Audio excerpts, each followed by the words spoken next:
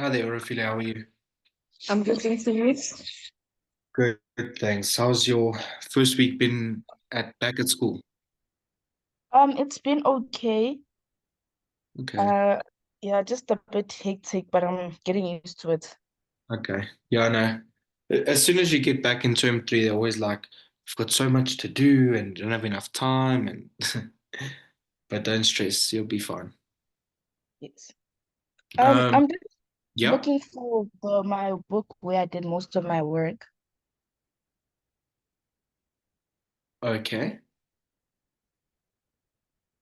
Yeah, I'm just gonna send the picture when I find Okay. it. Okay. No stress. No I've stress. noticed it somewhere in my room. I'm so sorry. I know the past two sessions have been No, a no, bit. no. Don't worry. Don't worry at all. It's okay. Do you want to then? Do you want to then? Stay on the call, or do you want to just find the book and then send the answers and we can join again? Okay. I'm not sure. Unless we can, let me just double check here. So today my business teacher said that he's gonna teach us business reports next term, but I think maybe if you can do that like ahead of time so that I know more about business reports. Okay, yeah, that's actually very strange that you're only starting to do business reports so late. Yeah. Normally they'll give you like a very good explanation in like term two already, but yeah, very strange. But yeah, I do agree. We can go through business reports. Um, and then I feel like yeah. I might take a bit time looking for it because I do not know where it is. Okay, no stress. So then do you want to go through business reports this lesson and then we can go through the answers next lesson then? Yes, please. I think by then I should have found it. Okay, no stress. Let me just quickly open up my note here. Um,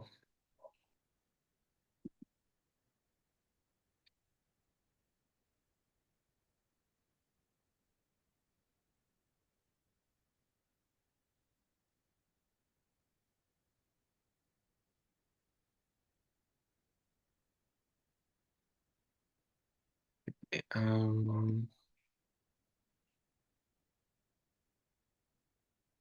okay, cool. I'm gonna share my screen here to just make it a bit easier. Um, just open these up.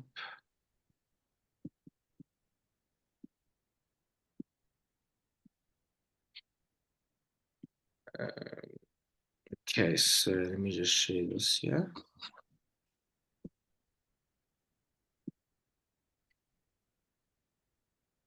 Okay, so can you see my screen now? Yes. Okay, cool. So this is basically just the rubric for a business report. And I think they're going to keep this rubric, um, you know, throughout throughout the year. I mean, so here it says 20 marks, but I know in your exam it will be 50 marks. Um, so if you just look here, obviously you've got the lower order thinking at the top, which is 60% of the question. And then higher order thinking is 40%. So basically, if you look what's in the actual business report and what you get marked on, is obviously that format, which I told you was like very important, obviously. Because if you look here in this question, okay, it's 2 marks out of 20. So obviously in this one, it doesn't count that much, but out of 50, the format counts 5 marks. Okay. Then terminology, that's basically just using business related terms. Obviously there's just a few words and things that just make you sound I don't want to say smarter, but they just if you're using terms like competitive advantage and I don't know what other words are business like GDP using like GDP and examples from the real world, then they give you those marks. Okay. And then if you look here, this is probably the most important. I don't know. I know it is quite blurry, but they say 50 facts here, and then they divide the two to get a mark out of 25. So just getting 50 facts in your business report gives you half of your marks. So obviously this one was out of 20, but in your exam, it's going to be out of 50 marks. So basically, if you can just list as many facts as you possibly can, then that's, you've already passed your business report. You understand what I'm saying? Um, Yeah. so if you look here, they're saying that okay, I'm just going to read it to you. So they say explanations of facts or statements, relevant examples, expansion of acronyms. Yeah. So think about it. When if in your business report, let's say they say you need to analyze the macro environment for Pick and Pay, and you then say, okay, obviously we're going to use Pestel to analyze the environment for Pick and Pay. By just saying that Pestel stands for political, economic, social, all of those things, that's already 8 facts or 9 facts even.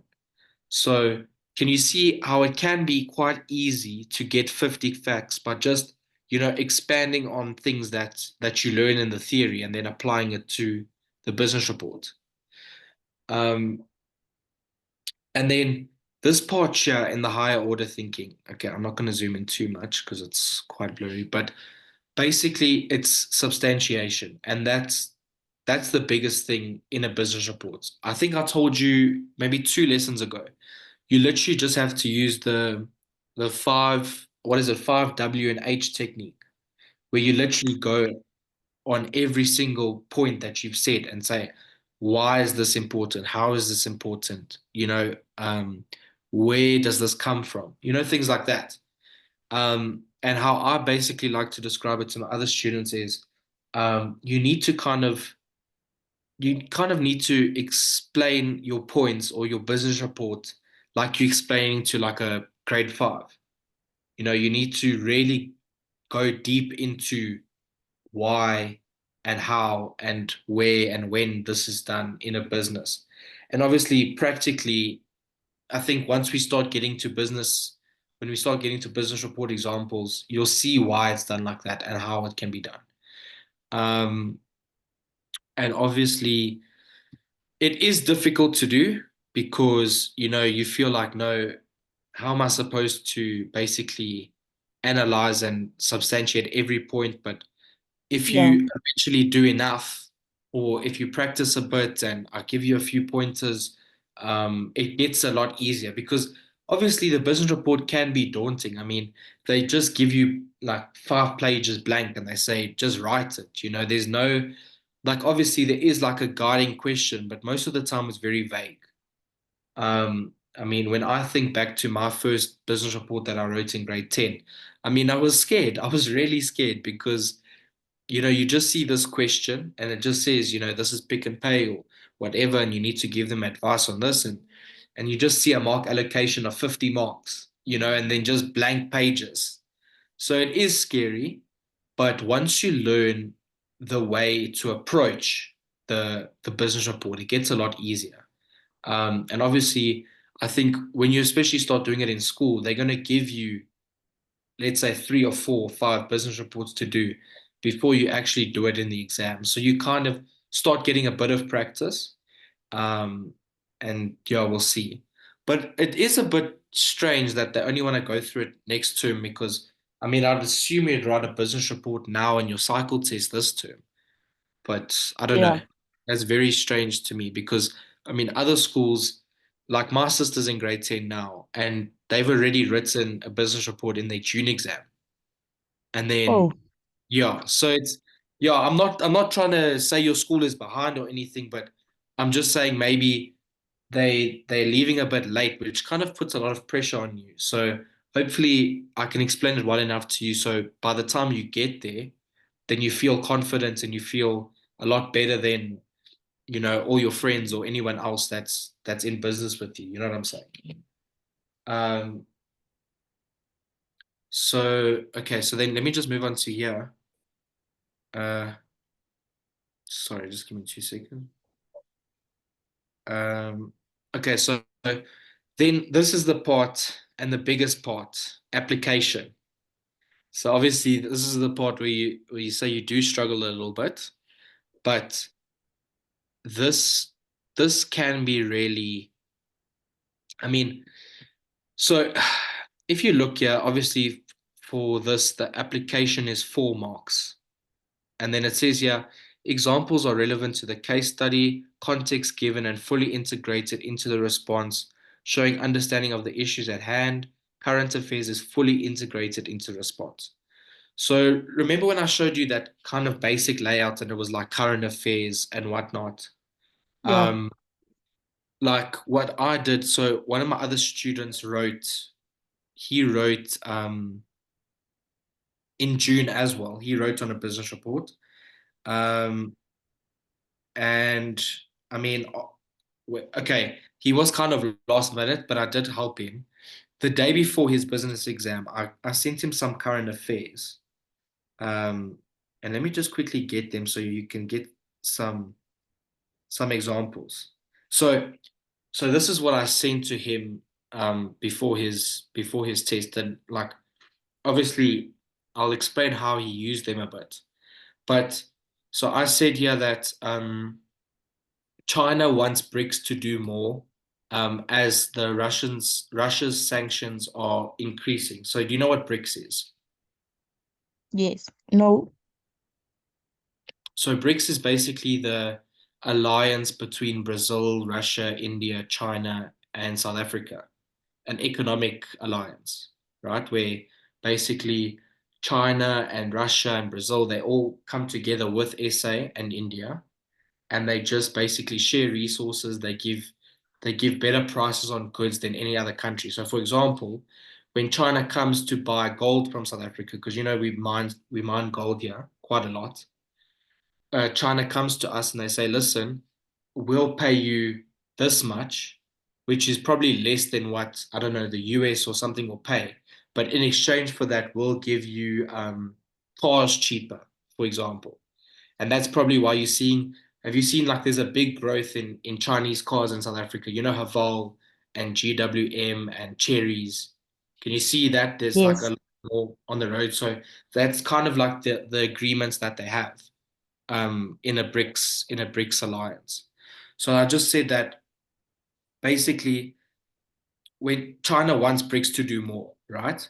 So what they ultimately want is South Africa to produce or supply more to BRICS nations, which then ultimately, so this is the substantiation is what I was talking about. So in your Yes. business report, for example, they'll say that you know we're doing the macro environment, and then you bring up either political or economic, right? So BRICS deals with economic and political factors, all right?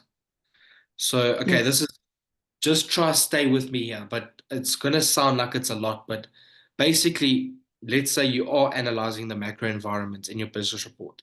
Then you'll say, we're using Pestel, and in political, it's okay. I won't do political now because that's my next example, but let's do economic, right?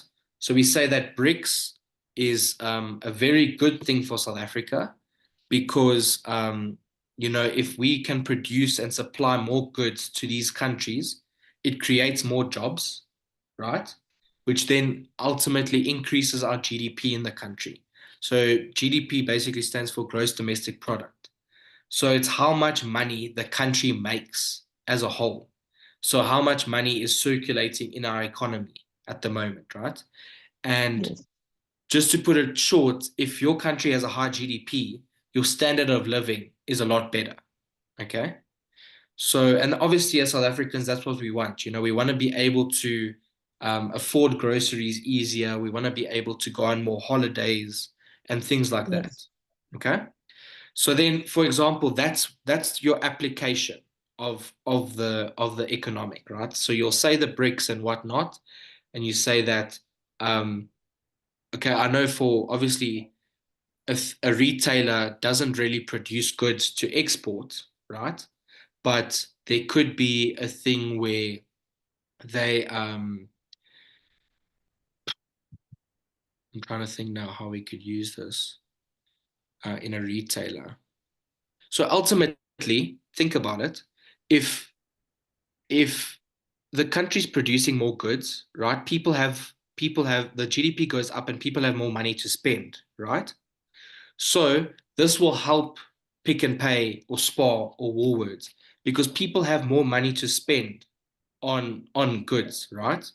So obviously, if the average South African has more money, then Spar, Pick and Pay, Checkers, Woolworths will receive more money for their services because people can, instead of someone just buying one loaf of bread, they buy two now because they've got more money to spend because there's more jobs being created and less uncertainty.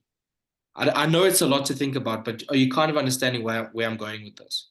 Yes, I do. Okay. I understand. Like, yeah, I do understand this with the whole like the GDP and South Yeah. Africa wanting to be able to have that. But right now, I don't think our GDP is good. Yeah. No, it really isn't. It really isn't. But in the context of SA, I think we are the first or second in Africa, right? Which, yes, it's bad compared to the rest of the world, but we're okay. We're not too bad. The problem is with our GDP is that, if you think about how many people are paying taxes and how much money is going towards taxes, which should be improving our country, but as you know, there is quite a lot of corruption in our country. So, that kind of also makes people wary of the state of the country. You know what I'm saying? Yes. Okay, so sorry, I just want to go to another example of so uh for example, the political one. Okay.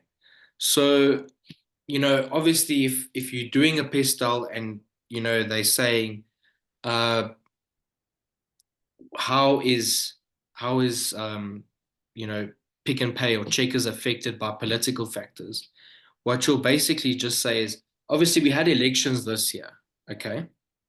And uh obviously there wasn't a definite party that won, so they've gone into a coalition government. Okay. You do know that, eh? Yes. Okay. So basically this creates more uncertainty in the country because we don't know what's going to happen. We don't know if it's going to be good for the country. We don't know if it's going to make the country even worse because, politicians are fighting and they're not agreeing on their policies and whatever. And what uncertainty in politics does is basically reduces foreign investment into the country. Okay. Yes. So, you know, if there's less investment to the country, then there's a lack of job creation. And if people aren't getting jobs, then people can't be paying tax. So it ultimately just brings the overall economy down because if the government can't get money for taxes, they can't spend on services that they provide, like grants or fixing roads or things like that. So I know it's quite far fetched in the context of Pick and Pay and Spar, but I'm just trying to give you an example of how it could be used because I mean, yeah, that's a very broad example. Um, but yeah. Oh, sorry. I actually see here that this thing was out of 50. So your lower order is 30 marks and your higher order is 20 marks. Sorry, I did Yes. see that here. So literally these two here are 5 marks and then your facts are 25 marks there. So that's where you get your marks on the facts. Um, and then creative problem solving. So, yeah, that basically just comes into understanding what the question is asking. Um, and it just comes into like, did you answer the question or did you just go off and use the completely different or the completely wrong theory to answer what they're asking. But this one, most of the time, it's quite easy to get 3 or 4 out of 6 for this, just because they're quite, I know sometimes they're vague, but most of the time they actually kind of guide you well enough to understand what's being asked. Yes. Um, and then this is basically just synthesis, which is just overall overall how was the business report answered? Was it correct? Was it insightful? So this is just a few, marks that the teacher gives. And it depends. Like some teachers will give you a 5. They'll say it was good. But some teachers might give you a 3 because this mark is very subjective. So you can't really study for this mark here, but it's all right. And then um, I just want to show you the business report. Let me just share my screen here. Let's just see. Uh,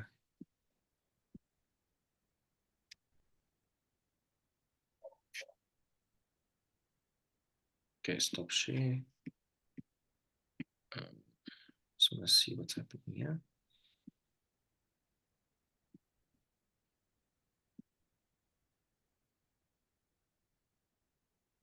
Okay, so this was basically just what I explained here.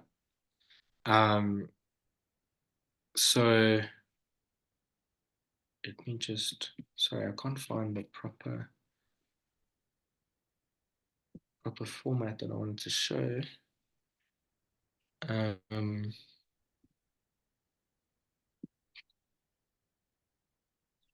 okay, so this isn't the format. This is just, okay. So you see here what I explained, the hot and lot, and then Yes. current affairs, and um, so they pose to a business or how the current affair can create an opportunity for the business to gain a competitive advantage. So that's actually a very, I'll tell you now, this word here, competitive advantage, is very important. Yes. Um, because in a business report, you know, a lot of the questions will be like, how can SPAR, use these factors to beat their suppliers or be the best in the business and something like that. And that ultimately is just a competitive advantage.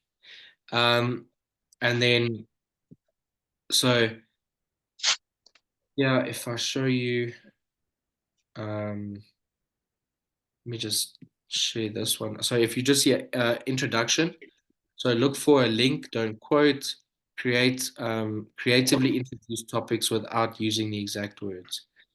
So I think that's quite difficult to do, but I can try explain it when we actually get into business reports.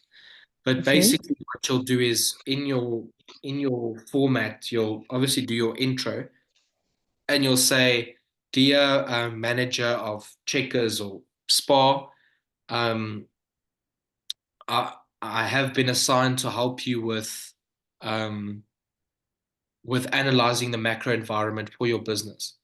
And within this report, I'm going to be going into different different analyzing tools and ways that the business can gain a competitive advantage. And basically, that word, analyzing tools, is pestel, right? Pestel for the macro environment. So, you know, that's what they mean here by saying without using exact words and whatever. But yeah, and then obviously when you get into your body, then you'll say, okay, pestel, and you'll list it and you'll give a full explanation of that. And then conclusion, just don't use the same information as the introduction or question, and then creatively bring it all together, sum it up. So in that conclusion, what you basically do is then you'll just say, um, as you can see, we've analyzed the macro environment for you, and we've done this and we've done this and that and whatnot. Um, so this is why this is what you should do in the future to give your business the best, I don't know, the best foot in the market or something like that. It's quite difficult for me to like try explain off the top of my head because topics are always different. But yeah, and then let me just share this one.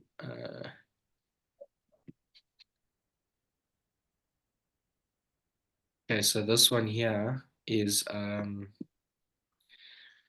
so I don't know if you can see that format if it's clear. So it's just your intro or your body, conclusion. You need to have your flow of thoughts, integration of topics, other relevant topics, and then arguments are developed. Okay, that's fine. And then, um, so this is very important, is your flow of thought. So when you're going through a business report and when you're going through topics, using subheadings is very important. Like, so you'll obviously say, uh, we're going through pestle, and then that's your main heading.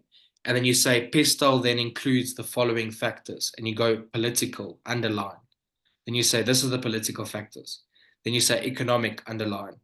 Just so that the teacher that's marking you gets a clear view of what you're trying to say and where all the information is. Because I'm going to be honest with you, teachers don't have time to go through.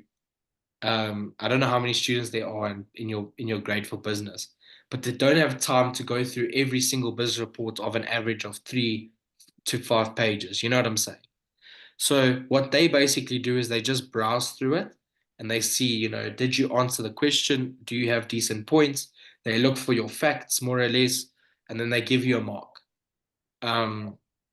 So yeah, it is tough, but as long as you just if you lay out your work well and you give your subheadings and you give your facts and you include your current events, you can easily get 30 out of 50, which is 70 if I'm not mistaken.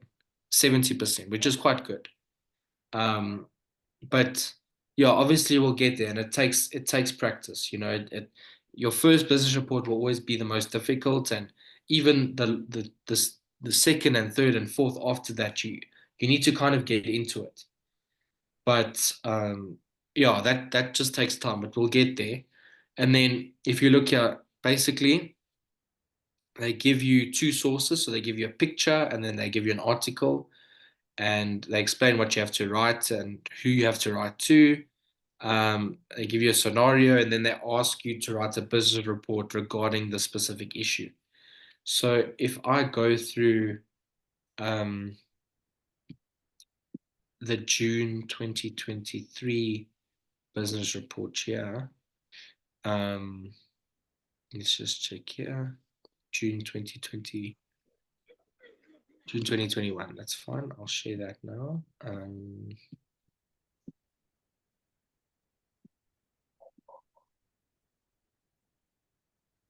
Okay. So if you look in this business report,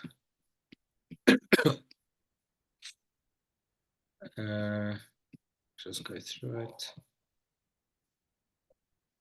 Okay, no, that's not the business report yet.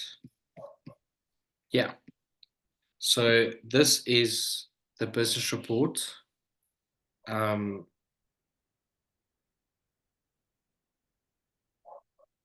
sorry, just give me 2 seconds. Sorry, can I just quickly go open up for my mom? I'll be back now in 2 minutes. Okay. Be back now.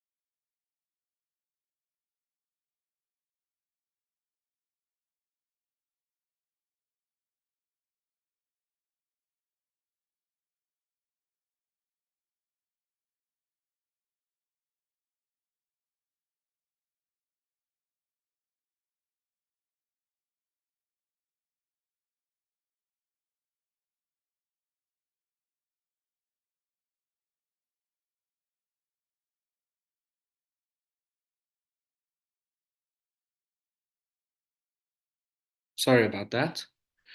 Um, so if you just look how they structure the question here, they just say Mm. correct business terminology should be used. You must cover all aspects of the question. So basically, what they say here, all of this stuff, is literally what's in the rubric, right? Like we went through it. Um, and then here's the source. So it's a picture where it says, well, hopefully we only have to wear them for a week or two. So this is just says under new ownership. Okay. Okay. So that doesn't give much insight. So let's just go into the question. Norman Drizzleman is the accountant turned retailer running Retailability, the Durban-based company that has just taken over Edgar's. With the acquisition of 130 of the 194 stores, he has transformed his company's foothold in the retail space, adding middle to upper income stores to focus on a previous to, to previous focus on lower to middle income consumers. In May, the collapse of holding company Edcon, a 91-year-old business, threatened the jobs of 17,500 employees. The company filed for business rescue after losing 2 billion in sales as a result of COVID. Um, the company that owns famous brands Edgar's named Edcon had gone into business rescue May 2020, bought the company with the hopes of increasing its profits and improving the growth opportunity. So, this is what you have to do. Advise Mr. Drizzleman on the different elements he should have considered before buying an already established business. Um, suggest various creative problem solving techniques that will help Mr. Drizzleman solve Edcon's financial threats. So if you look here at this question, so that's your question, right? And then you just see this. So can you see how that is a bit scary, right? Yes. Um, so yeah, obviously in this question, you need to look at, okay, what are we being asked? So when you look at this here, what should you have been considering before an already established business? So what I would do in this question is that I would try to think back to the theory we've learned about businesses, and remember in that one example we went through where it was like, what are the different types of businesses that you can buy, and it's either the franchise or whatever. One of the elements of an already established business is that, do you have the skills necessary to to run that business if you've bought it, and things like that. And then in this required here, saying that creative problem solving techniques that will help Mr. Drizzleman. So now this is where your theory comes into the application. So I know I'm going to show you now grade 12 notes, right? Okay. But this is basically what you would do. So let me then try find. I just want to see problem solving techniques here. Sorry, let me just find it. Um,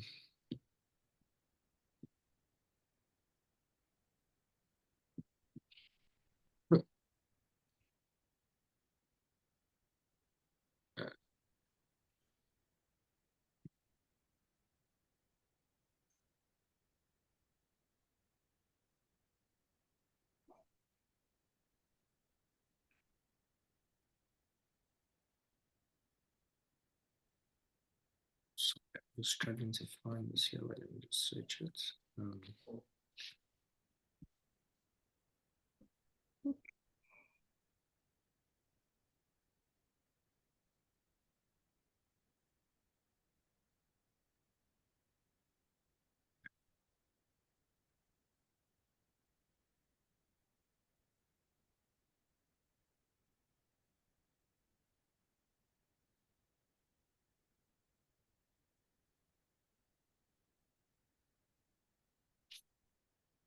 Sorry, I can't find this document.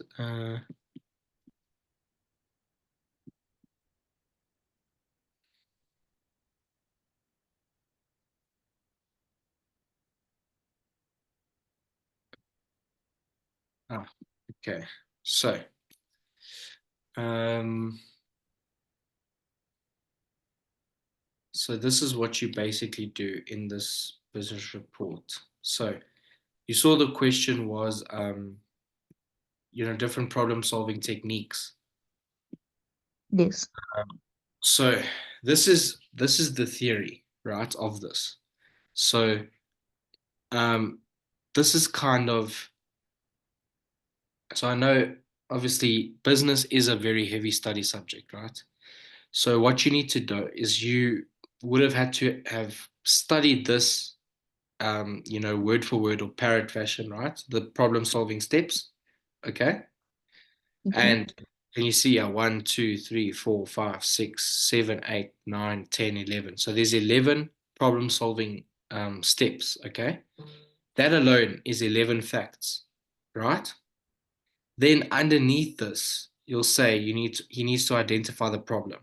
So where the application comes in is you need to say to Mr. Drizzleman or whatever, underneath. So this would be your main heading, and this would be your subheading, right? Remember I told you about subheadings. Okay. Yes. Underneath this subheading, you would then say, to apply it, you would say Mr. Drizzleman then needs to identify what is the problem with EdCon Group. Um, what is the problem with EdCon Group? And then let me just quickly go back to the question. Um, so So they lost 2 billion in sales as a result of the COVID-19 lockdown. So that was in the source. Okay. So you say, what is the problem? They lost 2 billion rand in sales as a result of the COVID lockdown. So that you'll get a mark for applying the theory to the actual question, right? What they've given you. But then, sorry, let me just go back. So then from there, you need to then go through it further and say, um, what is the possible reasons why they lost 2 billion rand in sales? So you could then go, and this is where your current events come. Like, I know this was COVID times, so it was the current events then was COVID. But you could say many people lost their jobs during COVID, so they couldn't afford to go and buy, clothing because most people were trying to just afford necessary items. Another thing is that they could, they were what there's so many different reasons why they stopped buying. You could say that um, that all retail stores had to close down unless you were providing groceries and essential services, right? Um, so that's one of the problems. And then in your next heading, then you'll say define the problem. So by defining the problem, it's just breaking that down further and saying that the problem is defined by loss of income and um, government, I don't know, government intervention. Um, I just want to see further. Yeah, so yeah, I think I've sent you these notes. I think, on the email. Remember I sent you that pack of notes. Yes, you So did. so what was said here um, basically breaks this down further, and these are kind of the questions that you would answer in the business report. So by defining the problem, um, so it says define the possible cause of the problem. So like I said, people lost their jobs and people couldn't go out to clothing stores. They could only buy necessary goods. So you see, they have already listed two facts. And by listing just the theory already, that was 11. So 11 plus 2, that's 14 facts. And we've just started. You know what I'm saying? So that's why they're 150 facts. And it is really possible to do it if you know your theory well enough to then break it down further to apply. Um, and then you see here, then you need to identify solutions. So how I would then say they need to go about it is then I would say that um, they should increase their online presence. Because I mean, I don't know about you, but I hardly ever get clothes delivered from Edgar's, or I ever did. You know what I'm saying? How many people actually go onto the Edgar's website and get it shipped to them? So that's one of the problems, and that's how you can solve that loss of sales. You could say they should push their online sales a lot more, and design a better website and things like that. Do you understand like where this is like kind of coming into play? Yes. Okay.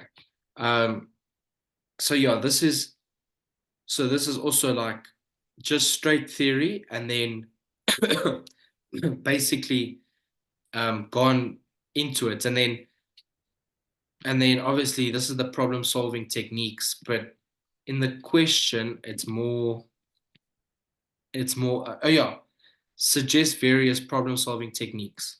So this is basically, if you look here, it's the Delphi technique, force field analysis, brainstorming. I'm not sure if you've actually done problem solving yet. I don't No. know. Okay, yeah. Um, but in a question like this, yeah. So this comes straight from the theory.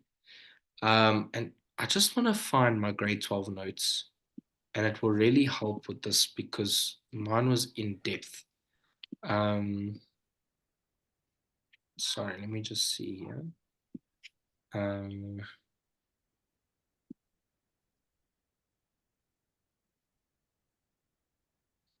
just go. Oh,